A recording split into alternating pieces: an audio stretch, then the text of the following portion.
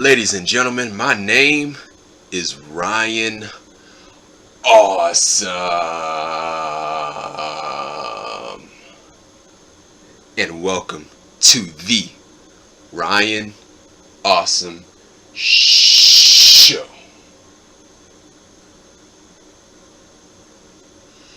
Now today on the Ryan Awesome Show, I will be reviewing AEW Dynamite from November 25th, 2020 on this Thanksgiving Eve edition of AEW Dynamite. Overall, this is a great show. A great show. It was the go home show for next week. Next week is not a pay-per-view, but it's next week's show is going to be a regular AEW Dynamite, but there's a theme to it. There's a theme to next week's episode, and it's Winter is Coming. So next week is Winter is Coming for AEW Dynamite. So, first off, I hope you guys had a happy Thanksgiving. I hope you guys enjoyed yourself with your families and ate a lot of food, ate a lot of good food. But yeah, man, this is AEW. This has been AEW. So it was a good show. It was a great show. We had a lot of, maybe like 5 matches on this show, but this entire show, it was built around video packages, and it was building towards next week's show. So we had Hangman Adam Page versus John Silver. We had PowerHouse Hobbs. He goes by PowerHouse Hobbs now. A Team Taz went against Lee Johnson. We had Top Flight. We had Top Flight versus TH2, the Hybrid 2. We had SCU, Christopher Daniels and Frankie Kazarian of SCU versus Chris Jericho and Jake Hager of the Inner Circle. And we had the contract signing between Jon Moxley and Kenny Omega. That was really good. I thought that was one of the best parts of the show. We had the AEW Women's Championship match against Hikaru Shida versus Anna Jay. And we had the Butcher. We had the Butcher and the Blade versus Death Triangle of Pac and Phoenix. So this is a great show. Great show. But first we started off the show with Hangman Adam Page versus John Silver of the Dark Order. Man, this was an awesome match. I love this match. This match, man, this is the right match to start off the show. This is a great match going back and forth between these two. John Silver looked good. He took it to Adam Page. He was able to handle himself against a guy like Adam Hangman Page. So man. This is a great match. But first we started off a match with, they were trying to fist bump each other. John Silver tried to fist bump Adam Hangman Page, and Page he didn't want to fist bump. So they started fighting, going back and forth. We had a drop kick from John Silver to Adam Hangman Page, and we had Adam Hangman Page give John Silver a rolling elbow. And so just like what I said before, they were going back and forth. They were trading chops. We had a back body drop to John Silver, and we had a springboard. We had a springboard clothesline attempt from Page, and Silver he counters with an enziguri kick to Adam Hangman Page. And we had a diving cross body to Page on the outside of the ring. And no, not outside of the ring. We had a diving cross body to Adam Hangman Page in the ring. And we had John Silver. He was taking it to Adam Hangman Page, just like what I said before. He was giving Page kicks, roundhouse kicks, or round kicks to the chest. He was kicking Adam Page like hard. You heard the kicks. So that's how hard he kicked him. And he was kicking them over and over and over and over again. And we had a back elbow to Adam Hangman Page. Page kicks out at 2. We had a snap German suplex to Adam Hangman Page. Page again kicks out. And we had Adam Hangman Page deliver a springboard clothesline to John Silver. And we had a tope suicida attempt from John Silver. And Page, he moves out of the way, gets back into the ring, jumps over the top rope with a crossbody to John Silver. And then we had a sliding clothesline to John Silver. Silver kicks out at 2. We had a fallaway slam to John Silver. We had a follow-up by a running shooting star press to John Silver, and Silver kicks out. We had a buckshot lariat attempt from Adam Hangman Page. Silver counters with a Hurricane Rana for a damn near fall. That was really close. And Silver, he gives a super kick. He gives Adam Hangman Page a super kick, followed up by a brain buster, a beautiful brain buster. Page kicks out, and Silver, he continues to kick Page over and over and over and over again. We had a sit out power bomb to John Silver from Adam Hangman Page, and follow up by a buckshot lariat to John Silver to win. Adam Hangman Page wins the match. This is an awesome match. This was an awesome match. And right after the match, we had the Dark Order. We had the Dark Order come out to the ring. The entire Dark Order came out to the ring, and they got in the ring. They got in the ring, and Page was still in the ring. And so Evil Uno, he grabs the microphone. He speaks. And he tells Adam, he said, "Hey man, we're not here to attack you. We're not here to beat you up. I know we've done it in the past, but I have regrets. I have regrets, of doing those things, of attacking you in the past." And yeah, he says, "But I also know you have many regrets of your own. When I look at you, I see an individual that was part of one of the most popular groups ever." He's talking about the Elite. "But I also see an individual that no matter how many times he tried to leave, no matter how many times he tried to escape the group, how many times he tried to escape, the group would not let him go. And if that's not a cult, I don't know what is. Adam, I know you have a lot on your mind, and I know you don't have many people to rely on, but my friends and I are here for you. You know where we are. You know where to find us." And that was the end of the segment from Evil Uno. And so he basically trying to get Adam Hangman Page to join the Dark Order. Adam Hangman Page in the Dark Order? No.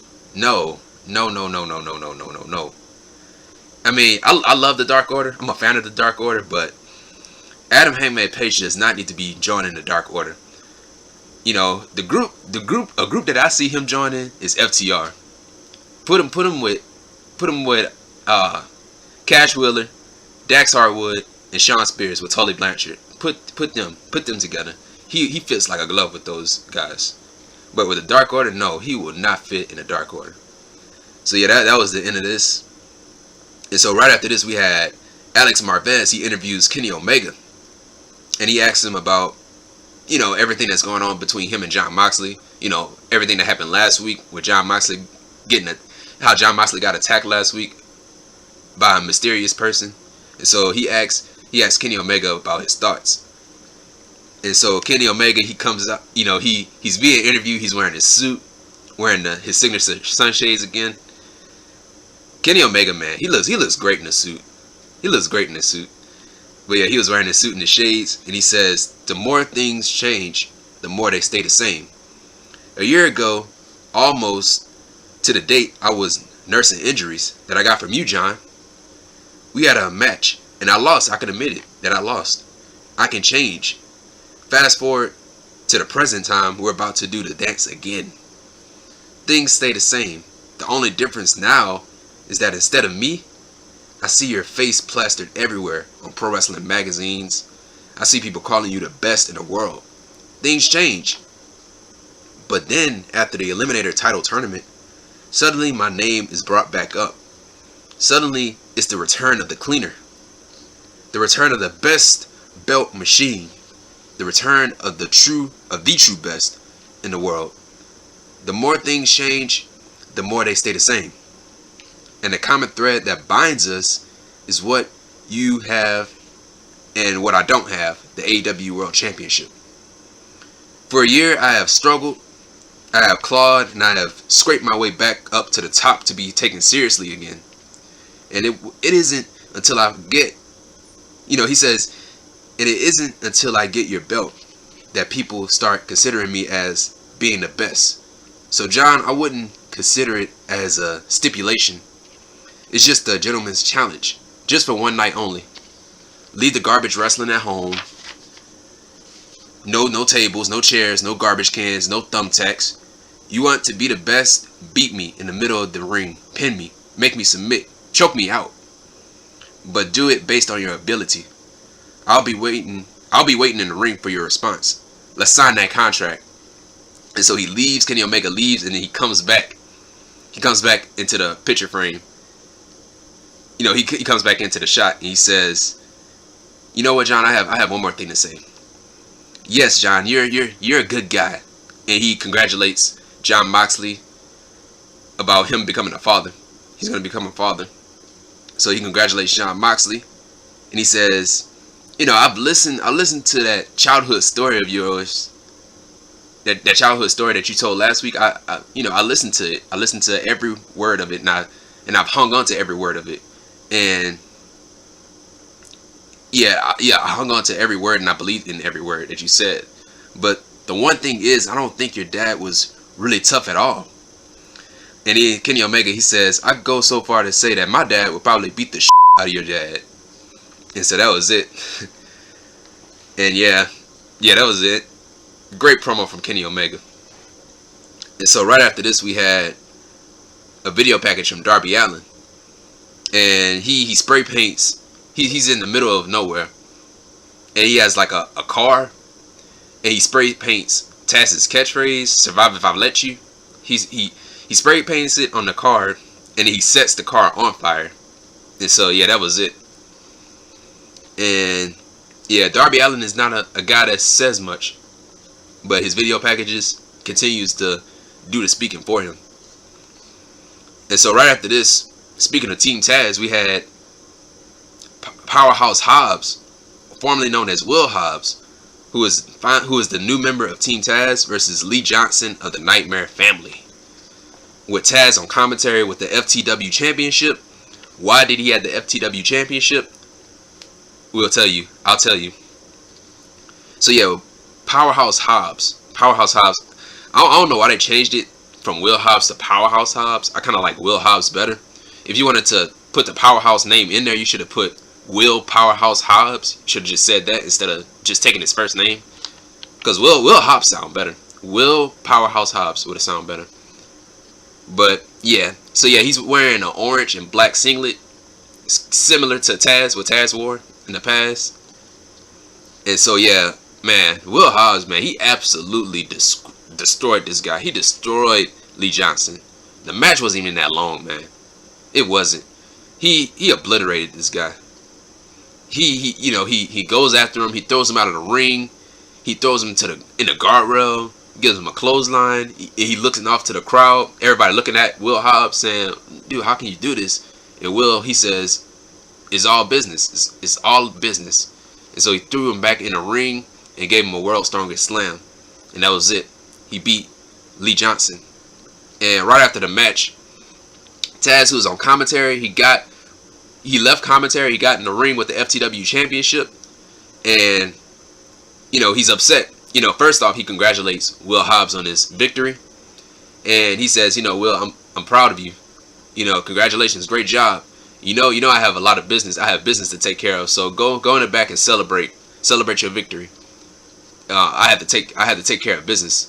And so Will Hobbs, he left, and Taz, he says, "I'm sick and tired of Team Taz being disrespected. I'm sick and tired of the FTW Championship not being recognized in this company, and I'm not gonna deal with it anymore." And then he says, I'm not leaving this ring until somebody from management gets their ass out here, take this championship, and makes it mean something in this company. Because there's a legacy behind this championship, the FTW Championship.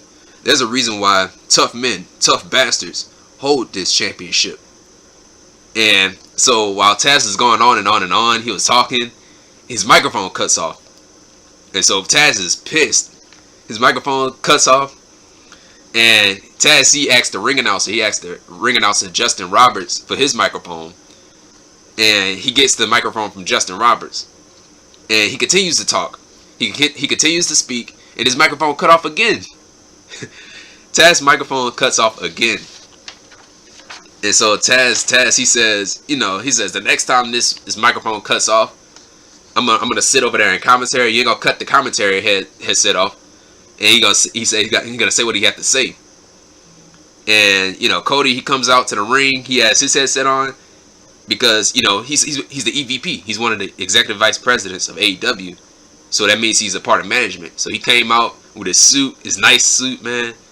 and he had the headset on. And Cody, he grabs the microphone and he tells Taz to, to move it along. Like, you wasting time. You wasting everybody's time. Move it along. And he says, next week, we can settle this in the ring. Because next week is Ricky Starks and your new cohort, Will Hobbs, against myself, Cody Rhodes, and Darby Allin. And then Cody, he asks Taz, is that, you happy about that now? Is that good enough for you? And then Taz, he says, I'm out here for a reason. I'm out here for a reason. Next week, the same thing is going to happen that happened last week. You and Darby are getting whooped. That's not my reason for being out here. And Taz, he continues to say, man, I want the FTW Championship to have respect on it. I want management to respect this championship. I want management to treat this championship like any other championship in this company. He said, I'm tired of this shit. And then Cody cuts him off. He said, whoa. Hold on. He says, someone from management is here. I hear what you're saying. I'm digesting it all. I'm digesting everything you said. I see the FTW Championship. And then Cody says, I'll run it up the flagpole. And then Taz says, what are you gonna do? What are you gonna do next, Cody? Like, Taz, he doesn't like what Cody says about running it up the flagpole. And so Taz, he says, what are you gonna do next, Cody? Tell me that creative has nothing for me? I laughed out loud at what Taz said. He says, you're gonna tell me that creative has nothing for me? Any more of that corporate bullshit? He said that. You're gonna tell me that, wish me luck in my future endeavors? And so yeah, that's a clear shot at WWE. I love it. And so Cody, he was upset at what Taz says, and so he responds to Taz in an angry tone. He says, so this FTW Championship means everything. I get it, right? It's so wonderful. And he says, so wonderful. Well, answer me this. Your son Hook, he's training to be a pro wrestler, right? Why in the hell is he not training with you, but training with me? And so, man, I was like, oh my God. Cody took it to a personal level. And so, Taz was shocked. Taz was shocked. He was saying that, Cody, I can't believe you went this far. You're pathetic. That was stupid that you said. And I can't believe you said something like that. And yeah, he continued to say that you're pathetic and you stupid for what you said. And so he walks away. And Cody, he tells the cameraman, he looks at the camera and tells him to cut it off. Cut it off. Come on, move it along. Turn it off. And then right from behind Taz, he gives Cody Rhodes a Taz mission. He locks Cody Rhodes in a Taz mission. And I know a lot of people was marking out for that. Taz deliver. He locked in the Taz mission on Cody Rhodes. He had it locked in. You had the Gun Club come out to Cody's defense. Billy and Austin Gunn, they came out to the ring to chase off Taz. Taz got out of the ring. Taz did. And so, as Taz was walking away, as he got out of the ring, he was walking away. You saw his son. You saw Taz's son, Hook. He was holding the FTW Championship. And so Taz and his son Hook, they were walking together. They were walking away, and they left through the crowd. And so yeah, that was the best part. This is one of the best parts of the show. I like this and Jon Moxley and Kenny Omega situation, which I'm gonna get to it later on. But yeah, this is great. Taz is always great on the microphone. And Cody, you know how Cody is best. He is the best. He is the absolute best at everything he does on the microphone, on the ring, on commentary. You put Cody Rhodes on anything, this dude will throw it out of the park. So yeah, this is one of the best parts of the show.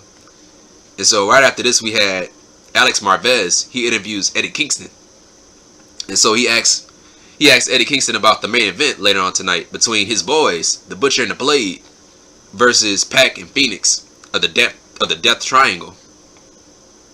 And so Kingston says that he's not mad at what Pentagon did last week, but he is disappointed. Phoenix, he's a showboat. He loves to do all this flippy stuff. I kind of expect it from him. And Pac, Bing Bang Bong, whatever your name is, you've been gone for 8 months, and things have changed around here. The king is here. You want the battle. He says you want the battle and not the war. So we're gonna keep this going until I'm satisfied. And so right after he said that, Jon Moxley, he interrupts the interview, chewing his gum. He doesn't say a damn word. He walks in, chew his gum, doesn't say a word. And so Kingston, he tells Moxley, he says, you know it wasn't me. And you know, he says, you know it wasn't me that it wasn't me that attacked you last week. It wasn't me. And he says, you know, I got my own stuff to handle. I have my own stuff to worry about. And he tells Moxley, you know who did it. You know who did it. And he says, you got your own stuff to handle. And Eddie Kingston, he looks at Jon Moxley holding the championship. He looks at the championship. He says, champ. And so right after this, Moxley, he nodded. And he walked away. And that was it. That was the end of the segment. And so right after this, we had the tag team match. It was Top Flight, Dante and Darius Martin versus the Hybrid 2, TH2, Jack Evans and Angelico. And so yeah, these two teams, they were going back and forth. This was a great match. They were going back and forth. They were, you know, it was kind of like, you know, they were countering each other the entire time. You had a sliding drop kick to Angelico from Dante Martin. We had an assisted foot stomp turned into a back suplex from TH2. We had a hot tag to Darius, gives clotheslines. He gives TH2 clotheslines and elbow strikes and uppercuts. And we had a missile drop kick to Jack Evans. It was a beautiful missile drop kick. I forgot who it was from. I think it was from Darius. It may have been from Darius. I'm not sure, but it was a beautiful drop kick from one of those guys to Jack Evans, and Evans kick out. We had Evans trying to give a German suplex to Dante from the apron. Like they're fighting on the apron. He tried to give Dante a German suplex from the apron down to the floor. And so Darius, he stops it. He stops it from happening. And so we had a tope suicida, followed up by a tope con hero to TH2. And we had a slingshot suplex to Jack Evans, followed up by a frog splash from Dante to Jack Evans. He kicks out. We had a crucifix bomb attempt from Angelico. Dante he counters it and turns it into it was a crucifix powerbomb. It was a crucifix powerbomb from Angelico, and Dante, he escapes it. And we had a death roll submission. It was the Navarro death roll submission to Dante from Angelico to win. And so TH2, they win this match. And after the match, we had Angelico and Jack Evans of TH2. They attacked Top Flight. And we had the Bucks. The Bucks, they came out. Matt and Nick Jackson, they came out and they chased off TH2. So yeah, this is a great match. And from Top Flight, it was a great showing from Top Flight. You know, Top Flight are going to be future tag team champions. You know, it's only a matter of time. You know, but they still have a lot to learn. They're really, really young. They don't need to go after the tag team champions right now. They need to continue to get their feet wet in AEW. And then one day they will be at the AEW Tag Team Championships. So yeah, but I like the Bucks in Top Flight match better than TH2 and Top Flight. Not saying it was a bad match, but I like the Bucks and Top Flight better. Their match from last week, I like that match better. And so right after this, we had Vickie Guerrero. We had Vickie Guerrero and Nyla Rose. And Vickie Guerrero, she talks about nepotism. She talks about nepotism. She explains what nepotism is, and she used that word to describe Brandy Rhodes. And so Vickie, she says, I wonder if Big Swole, Serena Deeb, and Red Velvet would appreciate being influenced by Miss Brandy Rhodes. And they showed a video of her being attacked by Jade Cargill last week. And then she says, on the other hand, with my business plan, Jade Cargill did not need it to be influenced by me into injuring Brandy Rhodes' arm. Nor does my client, Nyla Rose, needs to be influenced in destroying her opponents. Brandy, it looks like your business plan is set up for failure. So if you need any advice, call me. And then Vickie, she laughs, and that was it. So yeah, at least Vickie, she didn't yell out excuse me and stuff like that, but Vickie did good. And so right after this, we had another tag team match. So we had a tag team match followed up by another tag team match. It was SCU, Christopher Daniels and Frankie Kazarian of SCU versus Chris Jericho and Jake Hager of the Inner Circle. And with they came out with the entire Inner Circle. So it was Proud and Powerful, Sammy Guevara, MJF, and Wardlow on the side at ringside for this match. And so I know some people didn't like the match. Some people said that the match was boring and stuff like that. I don't think the match was boring. I liked it, but I don't know what they had to do with SCU. I don't know what they had to do with SCU, but it was still a good match. And I guess we'll see. We'll see where this goes between the Inner Circle and SCU. And so yeah, we had Daniels and Jericho. Christopher Daniels and Chris Jericho starting off in the middle of the ring. And they mentioned on commentary that it's their first time ever. Christopher Daniels and Chris Jericho are in the ring at the same time. It's their first time ever. And so they start off. We had a shoulder tackle from Jericho to Daniels. We had a drop kick to Jericho from Christopher Daniels. And we had a thumb to the eye from Chris Jericho to Kazarian. Of course, Chris Jericho would do something like that. And then we had Hager tags in. He tags in. Chris Jericho did. He tags in Jake Hager. And Hager, he's unloading on Kazarian with punches and body shots and stuff. And we had a low insecurity to Jake Hager from Daniels. So SCU they're fighting back. And we had a low insecurity to Jake Hager from Christopher Daniels. And at one point, Santana, he got involved in the match. He grabs Daniels' leg as Christopher Daniels was running to the ropes. He grabbed his leg. And so we had a power slam. We had a power slam to Christopher Daniels from Jake Hager. His modified power slam that he goes for. And so now they're out of the ring. And the Inner Circle attacks Daniels. They attacks Daniels outside of the ring, behind the referee's back. And so we had a beautiful vertical suplex from Chris Jericho to Christopher Daniels. We had a back elbow to Daniels, not the Judas effect, but a back elbow. And we had a lion salt attempt from Chris Jericho, and he missed. And we had a flatliner to Chris Jericho from Daniels. And another point, Ortiz getting involved in the match. And so Kazarian, he took out Ortiz, I think twice in this match. But the first time he took him out, he dove over the top rope. He dove over the top rope and gave Ortiz a Hurricane Rana. That was beautiful. I love that part. I love that spot in the match. And then we had a hot tag to Kazarian. He gives drop kicks, flying forearms. And we had a springboard leg drop to one of them. And like I said before, he gave Ortiz a Hurricane Rana from outside the ring. We had a Tope Suicida to Jake Hager from Christopher Daniels. We had a Diamond Crossbody to Chris Jericho from Christopher Daniels. Jericho kicks out. We had a Diamond Flatliner to Chris Jericho. And we had the BME, the best moonsault ever, from Christopher Daniels, his finishing move to Jake Hager. And Jericho breaks up the pin. And right after this, we had MJF. MJF, he is another one that got involved in this match. He only got involved once, but he had the diamond ring on. He had the diamond ring on his finger, and he blasted Christopher Daniels with that diamond ring while Daniels was while he was leaning up on the ropes. He just blasted Christopher Daniels with that. And so right after that, we had a Judas effect to Christopher Daniels, and Jake Hager, he goes for the cover, and the Inner Circle wins. So Chris Jericho and Jake Hager, they win the match. And after the match, you had Kazarian. He was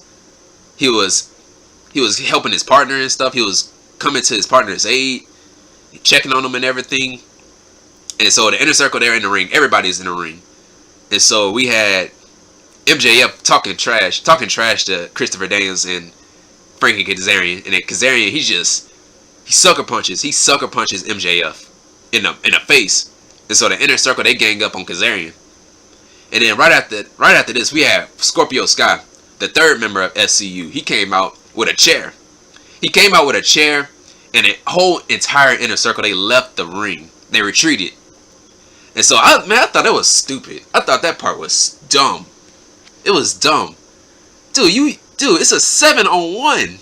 It's a 7-on-1. You telling me one guy made all of y'all leave the ring because he had a chair? Y'all, you mean to tell me that 7 of y'all can't take out one guy with a chair? That looked terrible. That looked stupid. That looked stupid. Yeah, that was dumb. But the match was still good. But the end, like, dude, you could have took out Scorpio Sky. If he had a chair or not, you still could have took him out. I don't even care if the guy had a chainsaw in his damn hand. You still could have took out Scorpio Sky. But yeah, that was the end of it. And so right after this, we had Miro and Kip Sabian with Penelope Ford, and they were in the back. They were in the trailer, and they had their game set up. I think it was an Xbox. They had it set up in the back, and they were promoting like a game channel. And right out of nowhere, you had Orange Cassidy. He walks in Kip Sabian and Miro's trailer, and he turns off the game. And Miro and Kip Sabian, they chased Orange Cassidy out of the trailer, and then Kip Sabian and Miro, they get jumped by the best friends Trent Beretta, whatever you want to call him, Trent, and Chuck Taylor. They got attacked. They attacked Miro and Kip Sabian, and so they were fighting each other. And we had, at one point, we had the best friends give Kip Sabian a powerbomb on the porta potty, and at another point we had Miro. He grabs the cameraman. He gets in the cameraman's face. So you see his face in the camera yelling, "Get out of the way!" And it just pushed the cameraman down on the ground. And so they still fighting. Man, this was bad. This was bad. This was absolutely bad. I don't know what was the point of this. Why are they not having him in the ring already? Why they not doing anything with Miro, man? And I don't even know what the hell they're doing with him. What are they doing with Miro? Now, I understand that this guy is the best man. I understand he's the best man of Kip Sabian's wedding. When I asked this last week, when is the wedding? When is the wedding? When is the freaking wedding? Like, you've been promoting this for how many months? Ever since he's been here, y'all been talking about the wedding, and we still haven't gotten it. They need to hurry up, man. They need to hurry up. Because Miro, man, he is better than this. He is better than some tag team. He is better than that. This guy should be chasing after the TNT Championship. This dude should be in the ring with Cody Rhodes and Darby Allin. This guy should be in the ring with Jon Moxley, man. And you have him, like, he looked like a goof. He looks like a goof. You have him with Kip Sabian. Like, dude, I really don't know, man. I guess they're waiting for right now, man. But like once, like, ever since he left the WWE, people were expecting so much more from him. Like, this guy is gonna be a game changer. This guy's gonna be better off. Like, once he left WWE, he was gonna be better off. And like right now, we're not getting that right now. We're not getting none of that right now. So I don't understand. I don't understand what are they doing with him. But they need to do something with him, man. They need to go ahead and have the wedding, and then break him away from Kip Sabian, and have Miro go on his own thing. Let him do his own thing. So yeah, man, that was my rant about it. But right after this, we had the contract signing between Jon Moxley and Kenny Omega. This was the best part of the show. The contract signing was the best part of the show. And so yeah, we had Tony Schiavone in the middle of the ring again. Just like last week, Tony Schiavone was there again. And we had a long introduction again from Justin Roberts. So yeah, Kenny Omega is continuing to act like a heel. And so yeah, he was making his entrance, and you know the shadow in the tunnel, the shadow that they had the tunnel where they had the paper, and it shows his shadow. Like, they showed Kenny Omega's shadow. And then out of nowhere, you seen another shadow. You seen another shadow walking behind Kenny Omega, and standing behind Kenny Omega. And clearly, we know it's Jon Moxley. And he attacks Kenny Omega from that tunnel. And so yeah, I thought it was a great visual. And so he beating the hell out of Kenny Omega. He throws him through the tunnel where they had the paper, and he throws him in the ring. He attacks him in the ring, and he grabs the championship. Jon Moxley grabs the championship that was on the table. He grabs it, sets it down on the ground, and Kenny Omega, he tries to reach for the championship while he's laying out on the ground. And so he grabs the championship, and Jon Moxley steps on his hand. He steps on Kenny Omega's hands. And so he picks him up, gives him a paradigm shift on that championship in the middle of the ring. And so right after this, we had Jon Moxley grabbing the microphone. One of his best weapons, the microphones. He grabs the microphone. He says, "Gentleman's agreement, huh?" Yeah, right. Yeah, right. A gentleman's agreement. I don't know. He says, "I don't know who you hired to take me out last week, but they did a pretty piss poor job. I'm still walking. Next time you want to put a hit on somebody, call me, and I'll hook you up with some guys from Philadelphia. They do some great work." And he says, I thought our beef was squashed. I thought our beef was squashed 1 year ago, and then you had to go on ahead and piss me off. But don't worry, consider us even. There's only one way to become AEW World Champion. I protected this championship the only way that you... He says, I protected this championship. He says, the only way that you can become champion, the AEW World Champion, is to dig down deep into your guts and find the Kenny Omega that everybody thinks you are. You're going to have to climb up a mountain that nobody's been able to climb. And then he goes on to say, in 18 months, you got to beat me. On December 2nd, the biggest match in AEW Dynamite history, the two best wrestlers on the planet tangle for the World's Championship. And then Jon Moxley, he yells out, "God, I love this shit." He says, "Win, lose, or draw, winner is coming for you, Kenny, because this is not a game. This is not jokes on being the elite. It's not dancing girls with brooms. When you come at the king," he grabs, man, this is the best part. I love this part of the segment. This line specifically. He says, "When you come at the king, you best not miss, because I don't take prisoners. Steady your hand." He says, "Steady your hand," and he shows like a gun symbol from his hand. He says, "Steady your hand, aim, steady your hand, aim, and take your shot, Kenny, because you only got one. You only got to get one shot." And so Moxley, he drops the microphone, signs the contract, and that was it. That was it. And I love this, man. I love this. I absolutely love this segment. This is what we should have gotten last week, but we didn't get it. And so now, man, they done a great job this week. Last week, I was disappointed at what they did last week, but now, man, this week was better. Much better. Excellent. Picture perfect. Jon Moxley, man, I'm gonna say this again, man. I'm gonna say this again about Jon Moxley. Jon Moxley has looked better now. He would never do this stuff that he's doing right now in WWE. He would never get the opportunity to do that stuff. He would have never gotten the opportunity to do that in WWE. But man, Jon Moxley is free. And I could tell it. I could tell it from his body language, man. He loves this. He freaking loves this. Jon Moxley is the best, and that's why he is the AEW World Champion, because he is simply the best. He is the best. He's been, I'm gonna go far and say that. I don't know. It might be outlandish to say this, but I think he's a better AEW World Champion than Jericho was. I don't know. But they've both been great champions. They've both been great AEW champions. But yeah, this is great. This was absolutely great. Awesome. Excellent. And like I said before, I mentioned this earlier, the Taz and Cody Rhodes interaction, that was the best part of the show. But this right here, the Moxley and Omega signing contract, the contract signing, man, this was the best part of the show. I love this. And so right after this, we had Alex Marvez.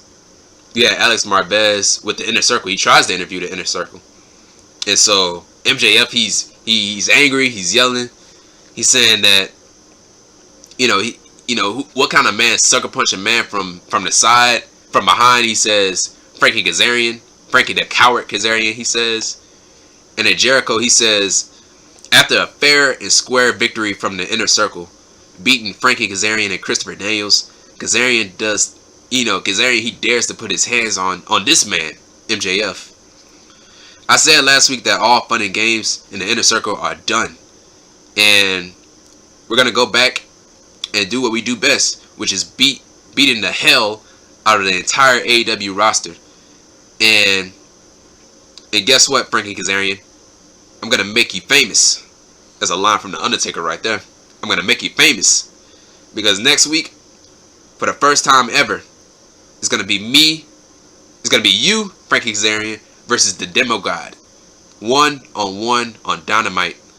I will have my revenge on you for putting your hands on MJF. And you've had a great career, Frankie. But next week, it's all over. And so that was it. Yeah, just like what I said before, I don't know where they're going with the Inner Circle and the SCU, but we'll see. We'll see what's gonna happen. And so yeah, right after this we had the AEW Women's Championship match. It was Anna Jay of the Dark Order with Conti versus Hikaru Shida, the AEW Women's Champion. And so yeah, right before this match they showed a video package of Anna Jay and Hikaru Shida and how they got to this point, and how Hikaru Shida beat a rookie and Anna Jay, and now she says Anna Jay she's better than ever now, and that you're not gonna beat this Anna Jay. And so yeah, another thing, we had the Dark Order. They came out. They were standing on the ramp. They were standing on the entrance ramp. It was Silver. It was John Silver, number 5 and 10. They were out there. And so they started off the match. They were shoving each other. Anna Jay and Hikaru Shida, they were shoving each other. And then we had a shoulder tackle from Hikaru Shida. And we had Anna Jay, she go for her Queen Slayer submission move. Her finishing move, the Queen Slayer submission. And Hikaru Shida, she escapes the hold. And we had a tilt-a-whirl backbreaker to Anna Jay. Follow up by a drop kick. And she goes for a knee lift. She goes for a knee lift outside of the ring. And Jay, she blocks it. And she started attacking Shida. She throws her into the guardrail. And so Jay, she takes control of the match. And then we had a spinning kick to Hikaru Shida. We had a blockbuster to Hikaru Shida. So Anna Jay is holding her own in this match.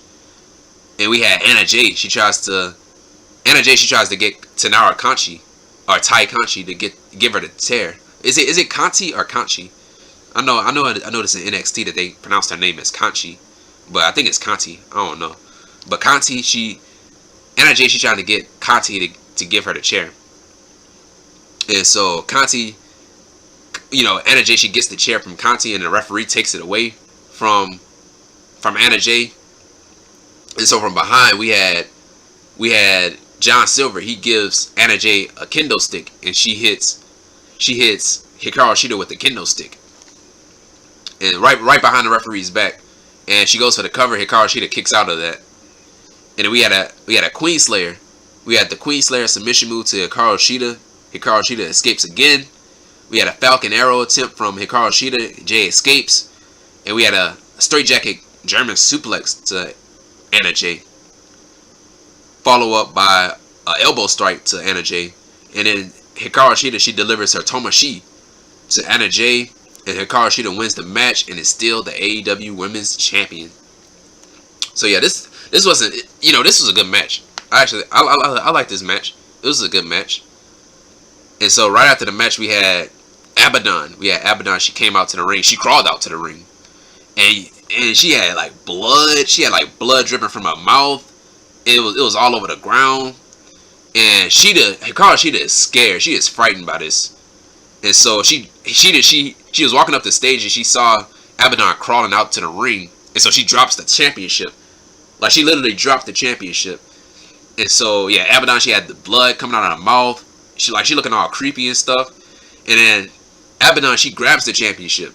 She grabs the championship and licks it. She licks the front plate of the championship. She licks it. That was absolutely disgusting. Absolutely disgusting. And so she's basically saying that she wants the AEW Women's Championship. That's all. So yeah, I guess she's the next challenger. My question is, what did she did? What has she done to become the number one contenders? I don't know. I don't know who's the number one contender on that ranking list. I might have to check. So yeah, right after this. So yeah, that was the end of that segment. So right after this, we had Matt Hardy. He speaks. And he's dressed in a suit. And he says, Matt Hardy, he calls himself now the iconic Matt Hardy, the most creative, innovative trailblazer in pro wrestling history. And he says, 2020 has been a difficult year for all of us. Considering my superstardom, I thought it was my duty to inspire all of you to fight fight on, because if I can survive 2020, you can too. And when I secured my monumental win in an extraordinary elite deletion, I was right in the world, and I was back on top. If I could overcome those odds, then you can overcome your pedestrian challenges. I thought that was a heel move by Matt Hardy. What he said pedestrian challenges that you face. That was a heel move, man, from Matt Hardy. To say something like that, describe us as pedestrians. He says to overcome your pedestrian challenges that you face. Just remember, if you are feeling overwhelmed or ready to quit, think to yourself, what would Matt do?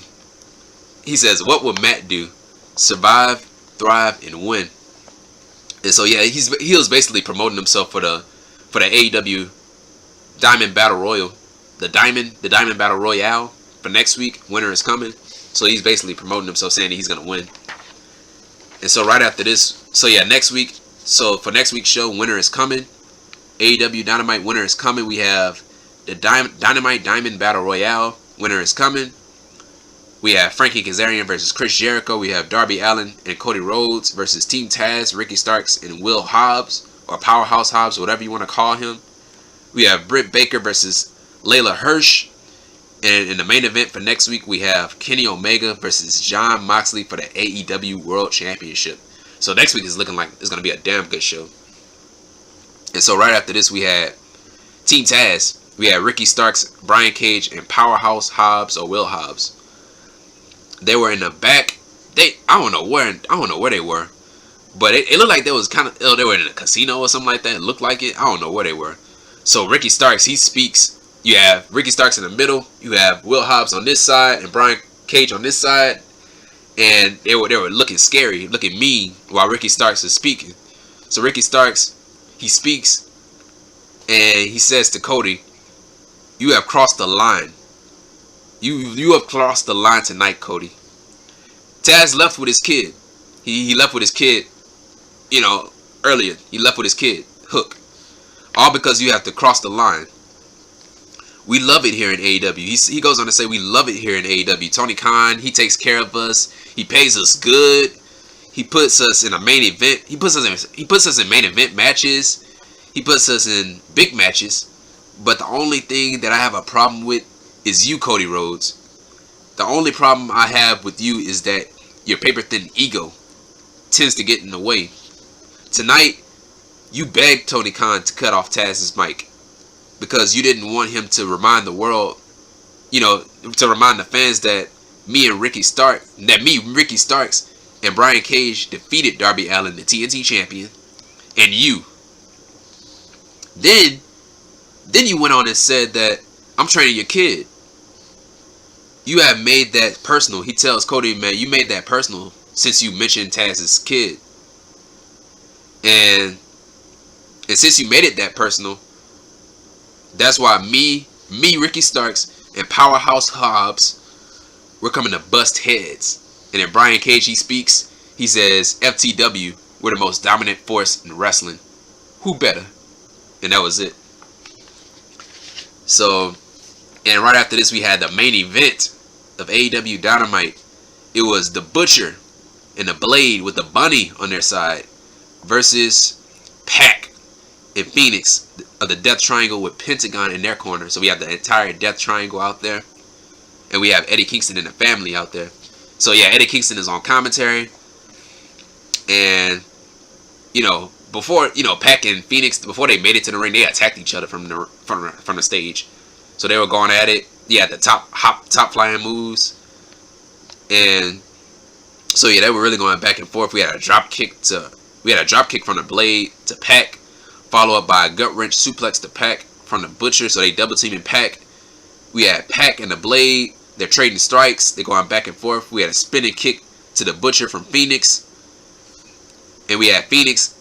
He goes for Phoenix at one point he goes for a springboard hotline move, and Butcher, he just blocks it. He just ran through this guy. I think he blocked it with a shoulder tackle and just knocks this guy out. And we had a stun gun. We had a stun gun to Phoenix from the Blade. We had a side slam to Phoenix from Butcher. We had a springboard cutter from Ray Phoenix. We had an enziguri from Pac, followed up by a northern suplex, a northern light suplex, and Blade kicks out. And we had Pac. Pac, he goes for the shooting star press, lands on his feet, runs to the Blade, and the Blade gives Pac a power slam, a beautiful power slam, and Pac kicks out. We had a clothesline to Pac from the Butcher. We had an assisted gut buster, followed up by a gut wrench power bomb, or the Doctor Bomb, as Eddie Kingston said on commentary. And Pac kicks out. And so Death Triangle, they fight back, and they take control of the match. And so they get in the better of the Butcher and the Blade. And we had Eddie Kingston. We had Eddie Kingston, who was on commentary. He was getting sick and tired of this. He was getting sick and tired of Death Triangle. So he left the commentary booth, and he got involved in this match. He knocked Ray Phoenix off the top rope behind the referee's back. And so the Butcher and the Blade, they give Phoenix a neck breaker power bomb combination tag team move, and so they beat the Death Triangle. They pinned Phoenix, and the Butcher and the Blade, they win by cheating. And so right after the match, we had Eddie Kingston and the rest of the family. They're attacking Death Triangle, and you know, the Bunny, she was there too. The Bunny, she grabs a chair from ringside, and she brings it into the ring. And Kingston, he sits the chair down. He gets the chair. He puts the chair down on the ring, and he DDT's Pac. He DDT's Pac on the chair twice. And he tried to do it again for the third time. And then Lance Archer, his music played, and he came out. He came out to the ring with Jake Roberts. And Lance Archer, man, he jumped into the ring. He jumped into the ring. He didn't walk into the ring. He jumped in the ring. He jumped onto the Blade, took the Blade out, and he took out Eddie Kingston and the Butcher with a crossbody. You know, a double crossbody to the Butcher and Eddie Kingston. And we had a choke slam. Lance Archer, he tried to go for a choke slam on Eddie Kingston, and the Butcher and the Blade, they ganged up on Lance Archer. And so the Death Triangle, they fought. You know, the Death Triangle, they fought off. You know, they helped Lance Archer. And so Lance Archer, he takes control again. And so he throws Eddie Kingston to the rope, try to give him a move or something like that. And then Eddie Kingston, he pumped on the brakes and got out of the ring. He got the hell out of there. And so that was it. They retreated. Eddie Kingston and the family, they retreated. And that was the end. That was the end of Dynamite. Now, man, yeah, this is a great show. They really got you. They're getting you ready for next week, because next week is the show. It's the show. Because you have a lot that's going on next week, but this show, they're getting you ready for this. They treating next week's show like a pay-per-view, even though it's not a pay-per-view. They treating it like a pay-per-view, which I love. And they done a great job. They done a great job on Wednesday by getting you ready for next week. So yeah, man, that was the end of the video. If you like this video, hit the thumbs up. What are you waiting for? Hit the thumbs up and subscribe to the channel. And also, turn on that bell for all notifications, and that way you'll know when my next video will come out. And also, share the video. Share this video with your friends, your family, your auntie, your uncle, your nephew, your niece, your kids, your grandmother, your grandfather, your dog, your cat, your pet snake. You share this video with everybody. Share this video with anybody you come in contact with. Share this video with them. And comment down below, man. What did you think about this show? What did you think about AEW Dynamite? Did you like it? Did you like it? Did you not like it? Did you watch it? Like, tell me, what did you think about the show? And yeah, ladies and gentlemen, that was it. That was it. Now, yeah, this video was supposed to come out on Thursday, but you know, Thursday was Thanksgiving. I had to spend time with my family. But this video, man. Oh yeah, another thing about this. Yeah, my Pro Wrestling Crate came in. My Pro Wrestling Crate, my monthly Pro Wrestling Crate has come in, and I'll be doing that video either on Saturday or on Sunday. You guys will know. But the Pro Wrestling Crate video will be out. And yeah, ladies and gentlemen, that's it. That is it. Hope you guys had a great great Thanksgiving. You guys stay safe out there. Have a nice day. And ladies and gentlemen, this has been the Ryan Awesome Show. And that's that.